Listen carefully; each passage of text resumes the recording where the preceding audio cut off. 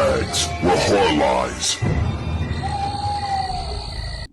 Hello and welcome to Body Bags. My name is James and I'm your Sunday night reviewer. And this evening I decided to round up our 2000s kind of theme week with was it John Fawcett, the director, who brought us Ginger Snaps.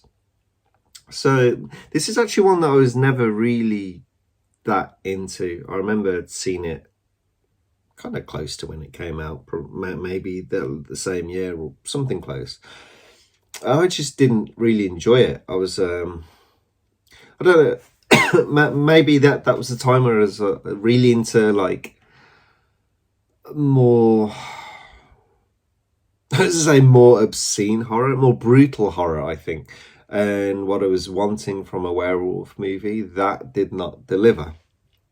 This is more like a coming of age movie of a teenage girl into adulthood, rather than just this blood guts kind of werewolf movie, people just being destroyed. Maybe that's what I wanted at the time. But rewatching this one, I definitely did enjoy it a lot more. I was quite surprised actually how much I did. Anyway, we have our sisters, which are Ginger and Bridget Fitzpatrick, and they're kind of outcasts, these two. They're have a morbid fascination with death and suicide. They actually have a pact of when they're 16 years old that they will commit suicide if they haven't moved out of the suburbs. But yeah, they're pretty much like outcasts, like how they are. Bridget is very kind of introvert, like how she is. It's Emily Perkins is Bridget, and it is Catherine Isabel, I think her name, is Ginger. She's a little more extrovert. She dresses a little more provocatively, and yeah, Bridget is very kind of very introverted. But anyway, they have this pact. There's been a lot of dog disappearances and dog death sort of thing. Like there's sort of some wild animal that's been killing dogs. But they hatch a plan to steal the school. There's this bully at the school that's giving them shit, and they plan to steal her dog, to kidnap it. But when they're going to do so, they're hanging out in this park, and Ginger starts her period, her first one.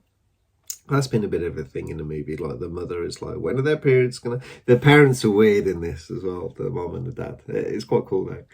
And yeah, so that they still haven't started their periods, but she does, and it attracts a werewolf that actually bites her.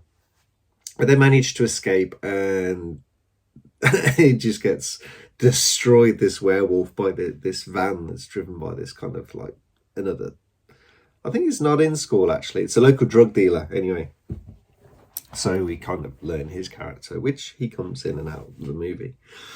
But yeah, so Ginger starts to have these transformations. Her eyes start to change a bit. Obviously, no one sees this. It's it always is in the movies.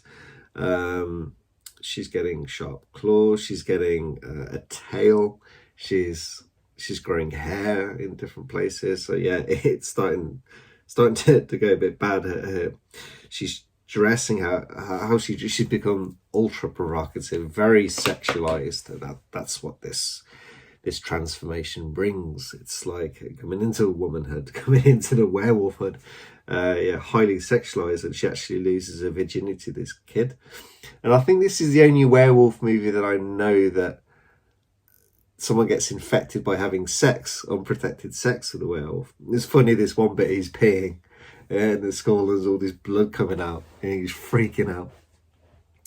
But yeah, it's yeah, that's kind of like the mum. You can see she's changing more and more, and all these different things are starting to happen.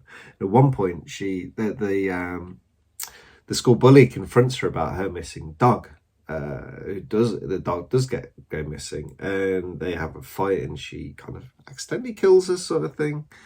And yeah, so that doesn't go good. So her sister Bridget is kind of realizing that she's a werewolf, and she's kind of struck up a little bit of a friendship with the drug dealer guy who actually killed the first werewolf inadvertently by running it over. And that there's this monk's hut plan. It's like you make this concoction and you inject. They think that if you inject it into the werewolf, they're not sure if it'll kill it, but they think it'll cure.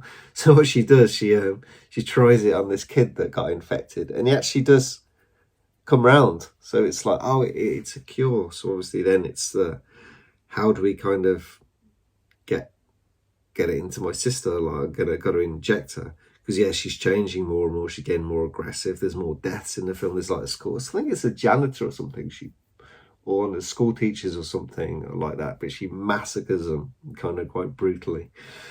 So it's kind of like pretty cool.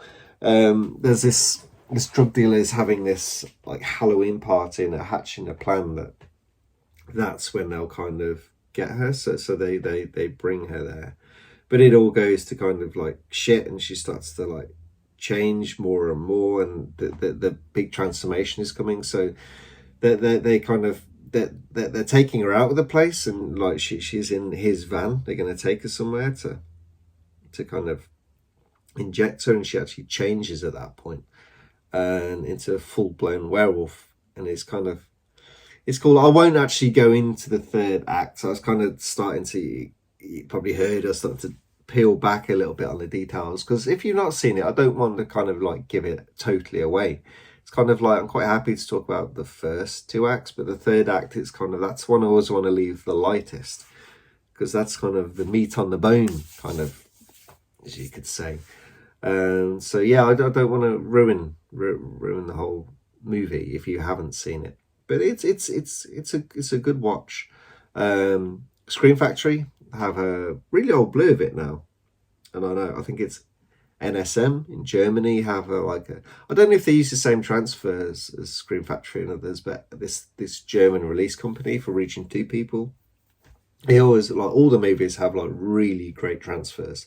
They're always really well done, really clean and really clear, without kind of wiping out details and stuff like that. They always do like a really good job. Actually interesting to see if they get into the 4K game. But anyway, that's the end of the review. Definitely one to watch if you've not seen it. I know most people within, well, pretty much everyone within the horror community will have heard of this movie. Many people who are not into horror probably heard this movie, because it's kind of like, it's a bit of a bridge gap. Yeah, it's horror. It has like gore in it and stuff like that, but it is like, in its essence, a coming of age movie for a teenage girl. But anyway, I hope you guys enjoyed the review, and I'll catch you next week. Thank you. Bye-bye.